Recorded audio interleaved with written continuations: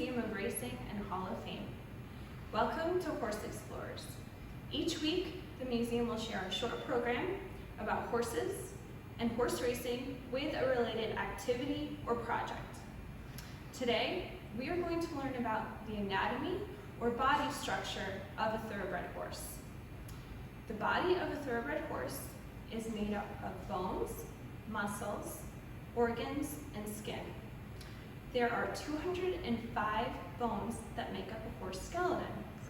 The human skeleton has 206 bones. These bones are held together with ligaments, tendons, and muscles. The bones help to protect organs such as the brain, the heart, the lungs, and the stomach of the horse. The skin and coat are what cover the whole body of a horse and keep everything together. The thoroughbred horse is born with special traits or qualities that make it run fast and quick. A thoroughbred horse is slender and aerodynamic. Aerodynamic means having a shape that allows you to move through space quickly.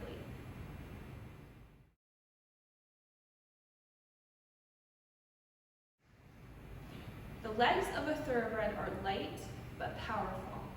When running, the back legs are used for speed, like an engine in a car, and the front legs are used for direction, steering, and stopping.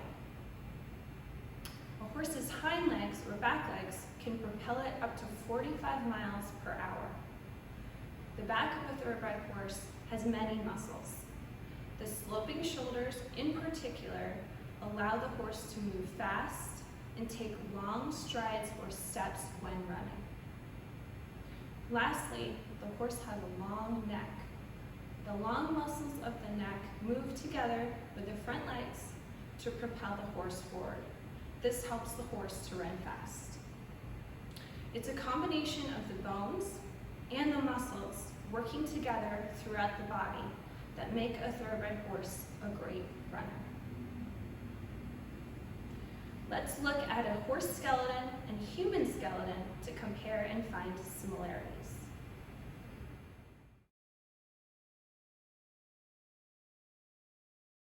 Okay, so this is the skeleton of a thoroughbred racehorse. The horse's skeleton is very, very strong. Racehorses can weigh 1,000 pounds or more, and the skeleton has to support that weight while the horse is running. When a horse is running, it is called a gallop. A gallop is a 4-beat gait, meaning each foot touches the ground one at a time before taking flight with all 4 feet off the ground at once. You can almost see that here. It's happening. This skeleton shows a racehorse in full flight.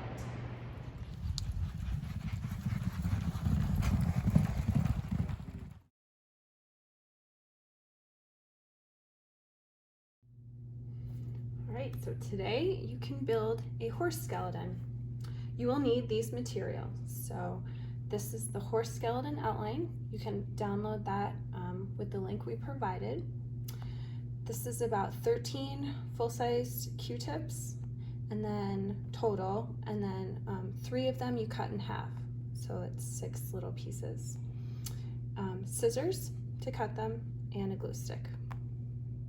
Okay, so we are going to make a horse skeleton.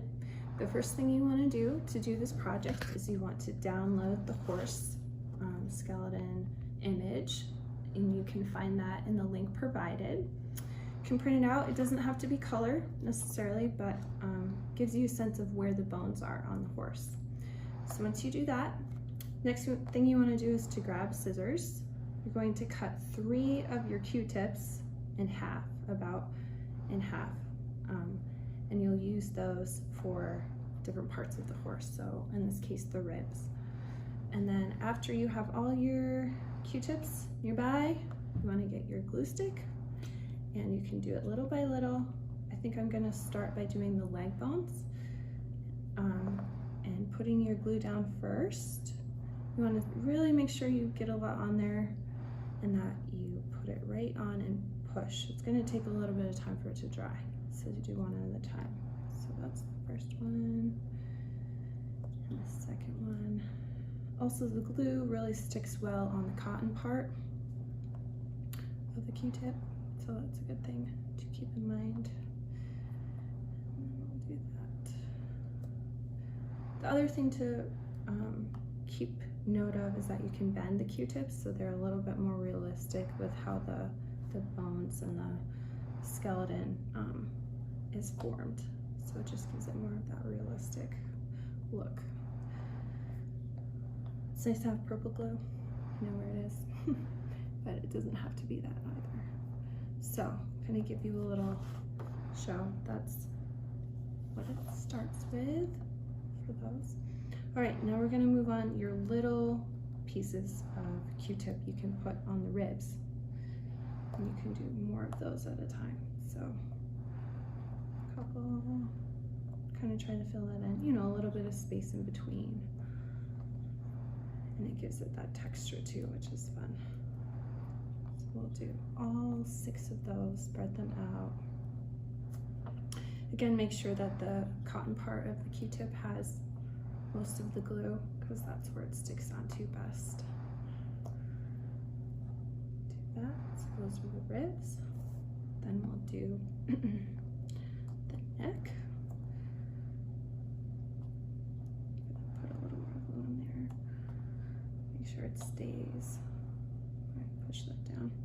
All right, and then we have, we'll do, I think, the tail, kind of the tailbone.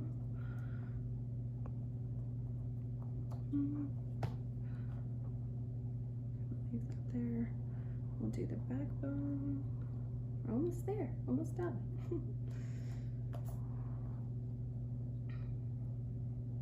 It's just about right, and then I think we'll probably end with this right here. These can kind of be the back of the leg. We'll just do one, even though there's 2 back there. So the best thing to do, there you go, cap on the glue, is to let this dry flat. You probably want to give it a few minutes.